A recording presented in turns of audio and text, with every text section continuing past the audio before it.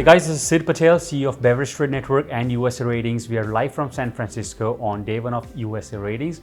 I have Robert Gonzales here, spirits professional. He's wore many hats, bartender, to opening bars, to training distributors, sales reps, to training suppliers, sales reps. But this episode, we're going to chat about, how can small and medium-sized distributors use education to grow their sales. So Robert, thanks for joining me here. Thank you for having me, Sid. I think as I said, you've done many things. So just in a nutshell, walk us through your career. So in a nutshell, it's been a long journey. I was a bartender through college, and with that, I discovered a passion for spirits and cocktails. And that sort of pivoted me into the world of spirits and working for suppliers. So some large distribution houses where I've had the pleasure of serving for them in different capacities. I've worked in more of a advocacy type role as a mixologist for one of the companies, and moved on to sales division where I got to work with our sales distributor partners in the field and working with bars and restaurants. And then I've had an opportunity to work within a distributor for a little while in their spirits division, where a lot of my job was asking to train our sales reps, right? Because we have some really intelligent sales reps who maybe don't have that much experience in the spirits world. So that's where I kind of came in to help guide them and teach them things that they didn't already know. Understood. And almost 20 years, I believe, in the industry? Yeah, aging myself a little over 20 years now. If small and medium distributors hired you, right, and their goal was, first of all, maybe you can tell me what their goal is, because it can be different, right? So what are the different goals of training sales reps? Sure. Well, the goals are always education makes you, a better salesperson. So ideally in the field, when you're a sales rep and you have a big portfolio, you're not just selling, say, beer and wine, you're selling spirits as well. Being able to train the reps to be comfortable in front of a buyer with education, I think, is key for the most part. But it also depends on your audience, right? I mean, talking to a consumer is different than when you're talking to a buyer at either a liquor store or a bar or restaurant. What kind of programs, let's say, a small and medium distributors can do? Are there a 3-day program or a 3-week, and every Friday you go into their meetings and do a 4-hour session? How does the structure work? Sure. Well, so having had experience in this department, especially within the spirits division, the distributors, depending on the market, will often have, say, a quarterly meeting. And this is an all hands on deck kind of meeting where you have all the sales reps from that team. Maybe if it's let's stick in California for now. From either Northern California, all getting together. They're talking business, and then there's room for somebody like me, a supplier. Say I'm representing a small tequila brand, and my job is to have 15 minutes to kind of show them as much as I can, teach them as much as I can, the elevator pitch as much as possible, so they can go out in the field and feel confident representing that brand. Understood. So I think what you're saying is you curate supplier meetings, so that's taking care of the products that they're representing, right? Right. But apart from that, the one thing you said is making them comfortable with the retailer, how to sell, basically, right? How they can sell. So those are the programs you run as well? Right. So back to your original point of the question is there's different sizes, and the smaller the distributor, the more kind of hands-on you can be with them. You can maybe even invite them to a happy hour where maybe you treat them to a few drinks of the product you're trying to introduce them to, so they get familiar with flavor profiles as well.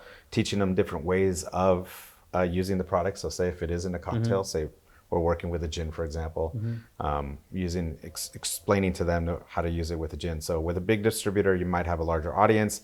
You might also be asked to kind of represent your brand in small chapters, maybe off not a formal large, we call them GSMs, with the quarterly meeting I was talking about. Sometimes weekly, depending on the manager, might invite me in to do a little 30-minute meeting with their small team of maybe 5. Okay. So it just kind of depends on what's needed with the audience. Okay. But at the end of the day, it's whenever they have time, because they often have a lot of things on their plate, and having me come in and taking 30 minutes at a time, that's 30 minutes of them off the street. Yeah. So cool. We want to maximize that. Cool, understood. So let's go a little more detail on a case base, right? So Sure. I'm going to assume that I'm a distributor.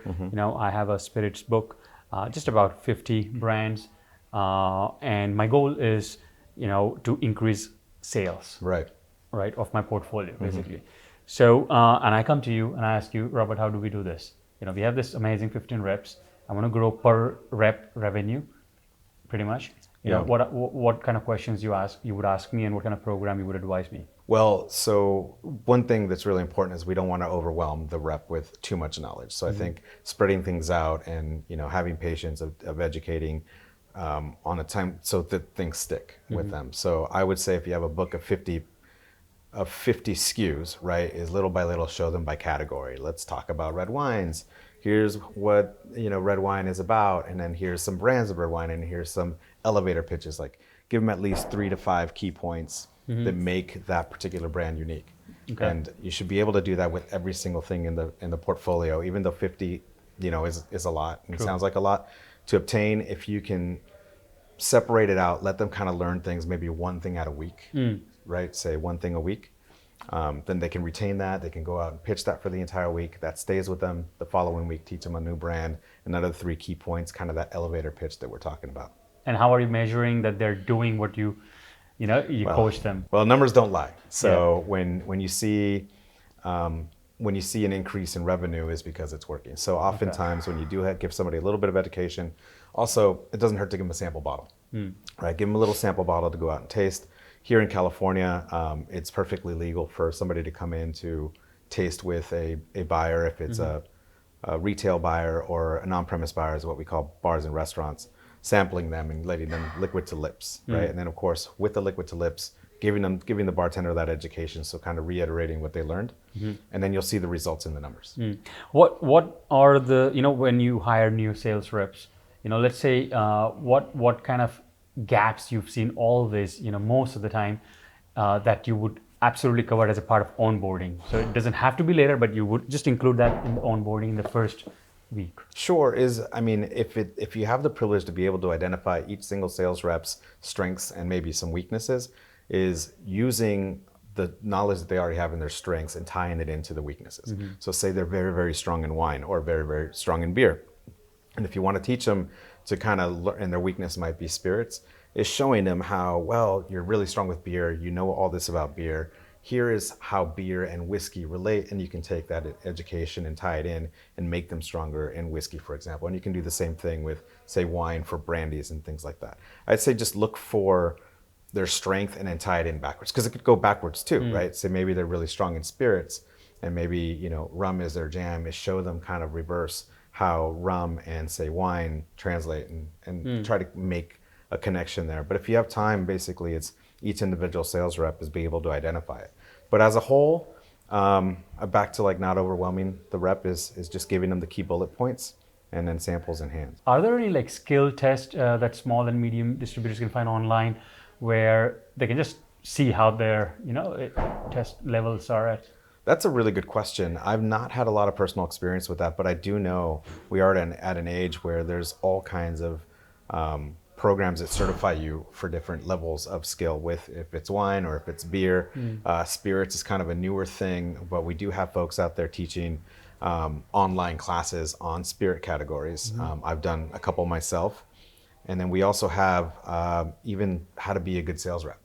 So I have a friend of mine that's put together a program, and I'm sure she's one of a few, but or maybe there's more than just her, but she's made it her business to kind of put together online programs.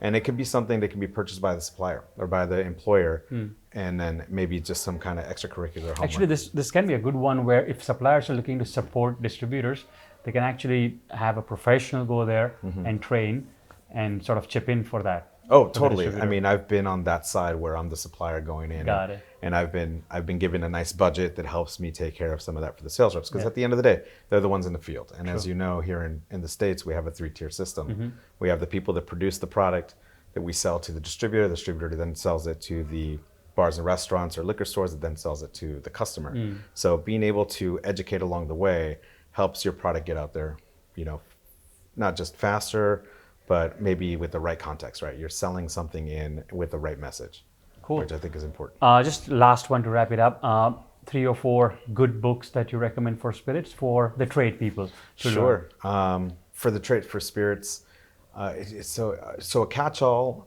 maybe one that kind of touches on a lot of different spirits. I like what my friend Dale DeGroff is doing. He put together a couple of books that I think are very easy to read. They touch on every spirit category without being too overwhelming. I think that's a good start. Another friend of mine named David Wondrich, he's put together a few books that talk about more in depth on spirits, and then also some touches on cocktails. Another gentleman named Paul Pacult, he's put together a lot of different like pamphlets. Pamphlets is not the right word, but basically like white papers sort of thing. Yeah, sort of like, let's call them textbook type Course material. Course material is the right word, and cheat sheets along with that. But course materials. So Paul Pacult with some course materials, which are really helpful too. He also has a class that he teaches on all spirit categories in different levels too.